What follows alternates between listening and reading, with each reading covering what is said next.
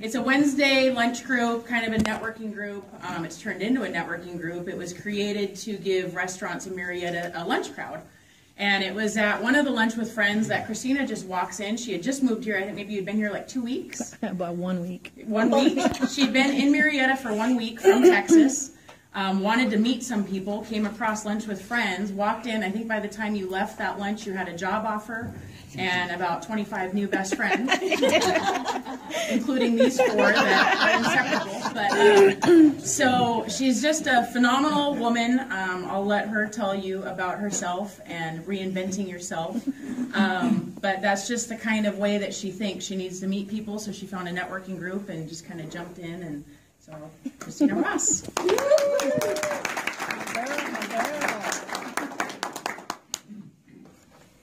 Well, good morning, everyone. I'm so happy to be here. Thank you, Kim and Heather, for allowing me to be here and speak to everyone. Well, my past is that I am a retired Army veteran, 25 years. Yay! I loved it. I loved it. But, you know, I knew it was time to leave. I was a single parent. I had been a single parent for 7 years, and I have 3 children. My oldest one just went into the Air Force, 23, and I'm so proud of him. And I have an 18-year-old to be graduating this year from Mesa, and then also I have a 16-year-old. So where I came from was Texas, as Kim shared with you, and I didn't have money for college, but I had a small scholarship from school, from National Honor Society. I'm a geek. I'm a band geek. You know, I played clarinet. And went into a community college and served, just was there for a year. And then I met the recruiter in the in the cafeteria. And he said, "Hey, do you need money for college?" And I said, "Boy, do I ever." Because working Burger King for 40 hours a week and carrying a full load of college was just burning the candle at both ends. Too much. So thankfully, I told my parents, and guess what I did today at school? What? Yeah, so it was pretty interesting, the reaction. So I went into the military, and my sister said, "Oh, you're not going to make it. You're not going to make it. You're too prissy, and the drill sergeant's going to get in your face, and you're just going to cry, and you're going to come home." And I go, "Well, I guess I'll have to see. I don't know." Well, you know, I didn't cry and come home, so, you know, 25 years of 4 deployments in Iraq and Afghanistan and Romania, got to fire AK-47s, you know. So, but you know what? I think for me, even early on in my very first deployment to Desert Storm, was when I was there in the bunker going, "Oh my gosh, am I going to make it? Is that thing flying overhead have chemical, biological warfare? Am I going to make it out of here?" I was just newly married. I'd only been married less than a year before I had deployed. And I didn't know. Was I going to make it? I said, "God, if you just help me make it. I promise." You know, you make all those promises to get you out of those hard times. And you're like, "Oh, man, if you just get me past this, like, I'll go to church every Sunday." You know? I know, right? That's why she's at church. That's why I'm at church. And Wednesdays too. And Wednesdays too. I love it. You know, yes, God got me past through that, and my faith, that was definitely has been my foundation for me to get me through what I have been through. And so, yeah, made it through all those military experiences, which I loved, through administration. At first, I had a couple of breaks in service. I had the 3 children. I did get out to be a mom, and but came back in. Finances said, "Hey, you need to go back. You need some benefits here. You know, got these 3 kids." I was still married at the time. Then 9/11 hit, and I was with the reserve unit at the time. And I said, "Hey, put me in coach. I want to go in. I want to go support, you know, my peeps." And they said, "Well, you're reserves and you're admin and we're nurses, we're going to go. You're not." I'm like, "Okay, got that, no problem. I'm headed to a recruiter." And I got myself back in. So, you know, if you're not going to do it, I'm going to go, you know, let's go make it happen. So, yeah, I came back in active duty, and that was the last time that I came in after 9/11, and then I retired after 25 years as a staff sergeant. In the logistics field, you know, you gotta be humble.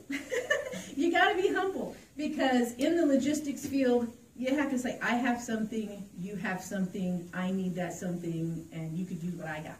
So, you know, a lot of times during our deployments, when we were in need of things, you know, we traded. And it's not much different than what we do in today's business. A lot of times there is bartering that goes on. I have something, you have something of value. Let's see what we can work out. So I knew that after all these deployments, I missed a lot of time with my children, especially being a single parent now at that point. You know, my oldest was already 18, and my younger two were going to be going to high school, and I wanted to make sure I was there for that. So I did pass up on a promotion and another transfer to another location. But I retired here out of California, Fort Irwin. And a year before, you know what, I said, what am I going to do? It's just me. There's nobody else. I've got to help, you know, I've got to support these 3 mouths. And somehow they've got to get to college, and because that was, not going to college was not an option for my kids. I wanted to make sure that they got that, they were not placed in the same position that I was in at their age. I didn't want them to have to worry, and none of us want our children to have to worry for anything. We want to provide for our families. And so a year before I was due to retire, because I had already said, okay, I think it's time. Let me go start doing my recon of where am I going to live. So, you know, I got to have a new way of thinking. So I started doing my recons in different cities, and I called it my mommy weekends away. So yeah, I would tell my kids, okay, older son, take care of the kids, I'm out. I'll be back on Sunday. So I would go in different cities, spend the weekend there, day, night, afternoon, just see how things were in particular cities. And one time somebody invited me to Murrieta, and I thought, oh wow, I really love this place. So, you know, 6 months out, I started coming to church on the weekends. I started coming to Murrieta more often, and I'm like, okay, this is where we're going to stay. This is where we're going to live. Checked out the schools, excellent schools, right? And, you know, I said, this is where I want to live. It's going to be in the Tri-City area where Camp Pendleton, in case I get a logistics job, you got March Air Force Base, and you've got LA, because guess what? At that point, I started going to college. I never finished college. I said, hey, recruiter said, hey, you want money for college? I said, yes. But the whole 25 years I was in, I never took but one class. One class. Why? Because I focused on my work, and I focused on my family. And you know what? A year before I got out, I said, it's time to focus on me. I've got to start preparing for a career, my second career, and also to prepare for a livelihood for my family. And so, in a structured environment like the military, to go into an art field, well, that was just, well, okay, I got to switch brains because, you know, just tell me what to draw, okay? I don't know what you want. And my instructors would say, well, you get to decide. Really? I'm like, oh, man, I've never made decisions for myself. You know, now, mind you, as a leader in the military, yeah, we got to make decisions for our troops. But a lot of times, even as entrepreneurs and just anyone, we leave ourselves out. We tend to take care of everyone else, and we don't take care of ourselves. And so I began to think, okay, I'm going to do this. So I'm like, okay, I'm going to move to Murrieta. Let me prepare.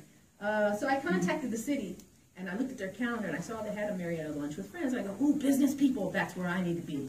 I need to be there. And so I showed up and met Garrett Cox, who had a marketing company, and he said, you know what, 3 days ago I just posted on Facebook that I need a graphic designer with administrative background. I'm like, that's me, you know, and by Friday I was working.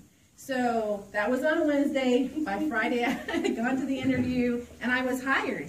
So I was just like, thank you, you know, but I still had a ways to go on my schooling. And so as a graphic designer and a photographer, it was just an awakening for me. I knew I was a creative person when I was a kid. And I used to build little houses with shoe boxes and cut out pictures of JCPenney catalogs and, you know, furnished my houses with that. So, you know, I knew I was creative, but I never got really a chance to use that creativity in the military, which was so structured. So during that time, you know, I dug in. I said, well, how do I even be a civilian with these awesome entrepreneurs? And here I'm just like, I'm still talking about them who pop smoke, you know. I do, you know. You're always coming. You know, how do I do that? How do I speak their lingo, and how do I stop speaking that lingo? And so I tell She hasn't stopped, by the way. Well, amazingly, you know, it took me to look at myself and go, who is that person? I don't even know who Christina is. What does she like to do? You know, where does she like to go? Well, I found out I like jazz music, and I like wine, and I love to dance. And, you know, there's different things that I learned how to be Christina. Not Sergeant Ross, not Mom, but Christina. And I think that a lot of us lose sight of who we are, and maybe don't even know who we are yet. Maybe we haven't even given ourselves the chance to say, I get to be me. I don't have to be that business person, business face, game face, which is necessary at times, but there are times when you just gotta throw all that down and say, hey, this is me, love me or leave me, you know.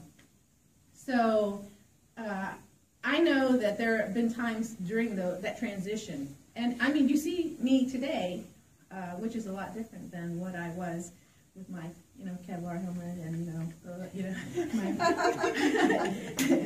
M4 rifle, which I could still fire, just so you know. It does help to give back. I volunteer a lot, and I do a lot of pro bono work. Not because, hey, it looks good on my resume, because that's not even really the gist of it. And when you have a heart for that and you're giving back, it's kind of hard to focus on your own issues, if you have any. You know? Yes, Dennis. I just have a quick comment, if that's all right. Sure. Most of you know that we've run television and radio shows for 4 years on Verizon Fios and Time Warner Cable. We've had a lot of professional photographers come and volunteer and take all the behind-the-scenes photos. And Christina's our favorite.